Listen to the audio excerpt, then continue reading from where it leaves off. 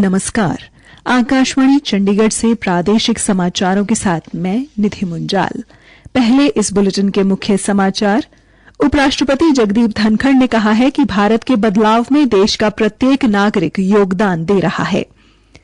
हरियाणा के मुख्यमंत्री मनोहर लाल ने जींद में श्री धन्ना भगत के नाम पर मेडिकल कॉलेज खोलने तथा धनौरी गांव में महिला कॉलेज खोलने की घोषणा की। राष्ट्रपति द्रौपदी मुर्मू कल करनाल में राष्ट्रीय डेयरी अनुसंधान संस्थान के दीक्षांत समारोह में शिरकत करेंगी और हरियाणा के मुख्यमंत्री मनोहर लाल ने पत्रकारों की पेंशन 10,000 से बढ़ाकर 11,000 रुपए करने की घोषणा की है। अब समाचार विस्तार से।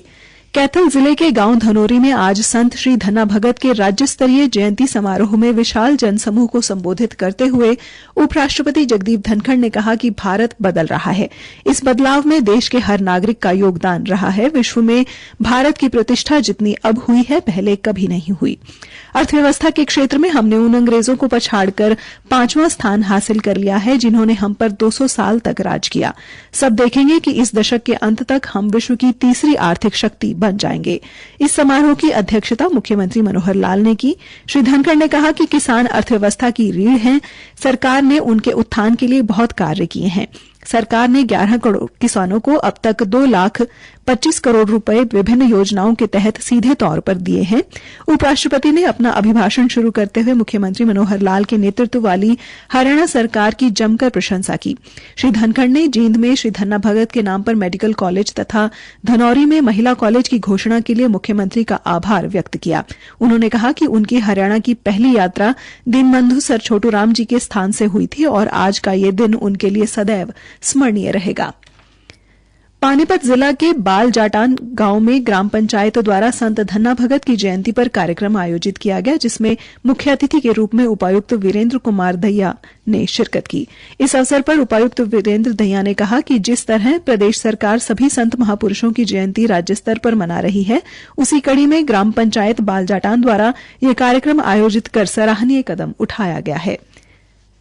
राष्ट्रपति द्रौपदी मुर्मू कल हरियाणा के शहर करनाल व हिसार का दौरा करेंगी। करनाल में राष्ट्रपति भारतीय कृषि अनुसंधान परिषद राष्ट्रीय डेयरी अनुसंधान संस्थान के 19वें दीक्षांत समारोह में शिरकत करेंगी, जबकि हिसार में चौधरी चरण सिंह हरियाणा कृषि विश्वविद्यालय के 25वें दीक्षांत समारोह में वे हिस्सा लेंगी। प्रादेशिक समाचार आकाशवाणी चंडीगढ़ से प्रसारित किए जा रहे हैं।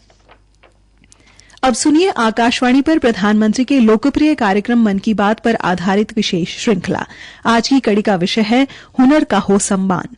आकाशवाणी पर यह सिलसिला इस महीने 100वीं कड़ी के साथ जारी रहेगा। इस विशेष मौके पर मन की बात कार्यक्रम से प्रधानमंत्री के चुनिंदा संबोधनों को फिर प्रस्तुत किया जा रहा है।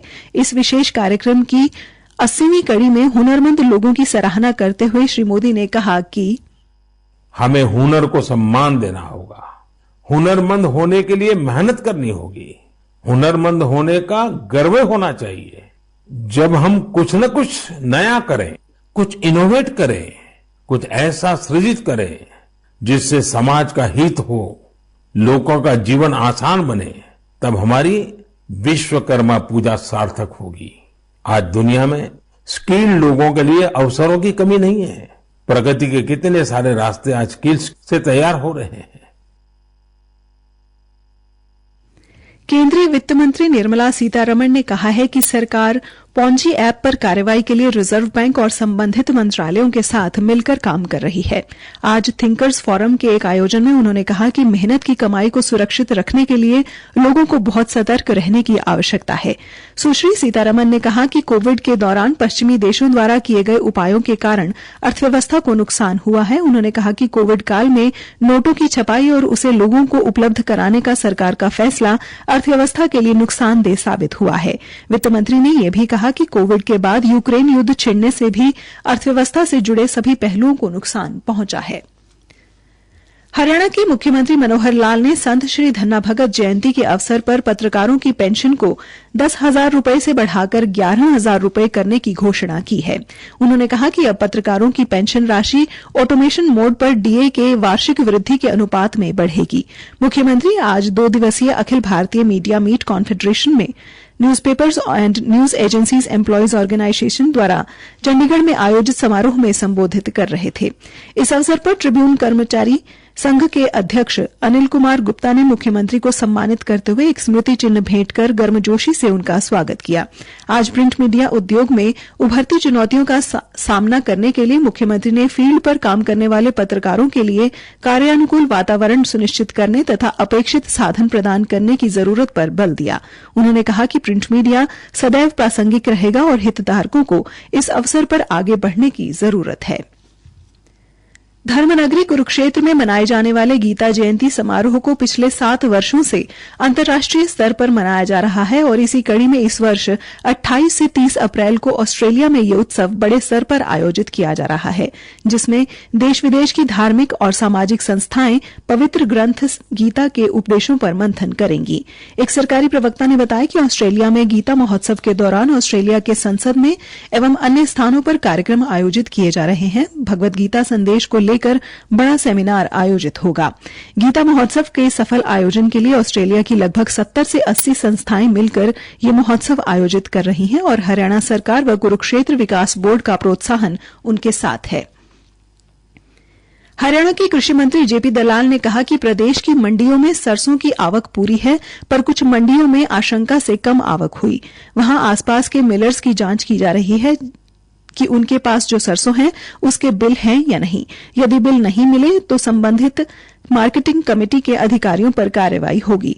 कृषि मंत्री भिवानी में लोगों की समस्याएं सुन रहे थे। श्री दलाल ने कहा कि इस बार गेहूं की आवक पिछले साल से ज्यादा है और पंजाब के बराबर हो रही है। पंचकुला जिला के रबी सीजन में अब तक 25,696 टन गेहूं की खरीद की गई है और 10,638 मैट्रिक टन गेहूं का उठान किया गया है। खाद्य एवं आपूर्ति विभाग के प्रवक्ता ने बताया कि हैफेड और हरियाणा वेयर हाउसिंग कॉर्पोरेशन द्वारा पंचकुला, बरवाला तथा रायपुर रानी अनाज मंडियों से 21 अप्रैल को 545 टन गेहूं की खरीद की गई, जिसमें 515 टन हैफेड द्वारा रायपुर रानी अनाज मंडी से तथा 30 टन हैफेड द्वारा पंचकुला अनाज मंडी से खरीद की गई है। भिवानी के संत निरंकारी सत्संग भवन में मानव एकता दिवस के अवसर पर विशाल रक्तदान शिविर का आयोजन किया गया। कार्यक्रम में 103 रक्तदाताओं ने रक्तदान किया, जिसमें से 93 पुरुष और 10 महिलाओं ने रक्तदान किया। ब्लड बैंक प्रभारी डॉ मोनिका ने कहा कि खून की कमी किसी जात पात का या किसी धर्म मजहब का कोई निशान नहीं होता। रक्तदान मानव एकता का सबसे बड़ा जरिया है। फरीदाबाद पुलिस की साइबर अपराध शाखा सेंट्रल टीम ने 91 वर्षीय बुजुर्ग के साथ 80,43,000 रुपए की ठगी करने वाले गिरोह के 5 आरोपियों को गिरफ्तार किया है। पुलिस उपायुक्त श्रीमती पूजा वशिष्ठ ने बताया कि गिरफ्तार किए गए आरोपियों में हनी, अमित, अंकित, सुमंत और अजय का नाम शामिल है। पूछताछ में सामने आया कि आरोपी लोगों के साथ पैसा डबल करने के नाम पर धोखाधड़ी करते हैं। पुलिस द्वारा आरोपियों के कब्जे से 8 मोबाइल फोन, 11 सिम कार्ड तथा 1,40,000 रुपए नकद बरामद किए गए हैं। महर्षि मार्कंडेश्वर विश्वविद्यालय मुलाना के विधि विभाग ने विश्वविद्यालय के प्रांगण में 3 दिवसीय 6वीं MM राष्ट्रीय मूट कोर्ट प्रतियोगिता का आयोजन किया, जिसमें देश भर से कुल 42 टीमों ने भाग लिया। समारोह के उद्घाटन में विधि विभाग के डीन BS यादव ने पूरे देश से आई टीमों का स्वागत किया और उन्हें शुभकामनाएं दी। उन्होंने बताया कि सर्वोच्च न्यायालय, उच्च न्यायालय, जिला न्यायालय के वरिष्ठ अधिवक्ताओं व न्यायाधीशों तथा भारत के शीर्ष लॉ कॉलेजों के प्रोफेसरों व प्रमुख सहित विश्लेषकों की एक उच्च सम्मानित टीम इस प्रतियोगिता का निर्णय करेगी।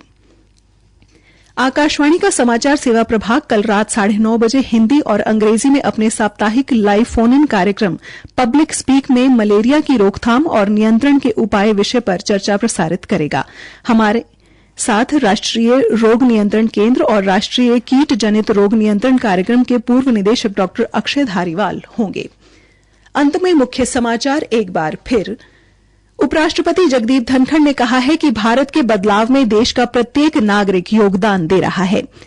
हरियाणा के मुख्यमंत्री मनोहर लाल ने जींद में श्री धन्ना भगत के नाम पर मेडिकल कॉलेज खोलने तथा धनौरी गांव में महिला कॉलेज खोलने की घोषणा की और राष्ट्रपति द्रौपदी मुर्मू कल करनाल में राष्ट्रीय डेयरी अनुसंधान संस्थान के दीक्षांत समारोह में शिरकत करेंगी। इसी के साथ ये समाचार बुलेटिन समाप्त हुआ। नमस्कार।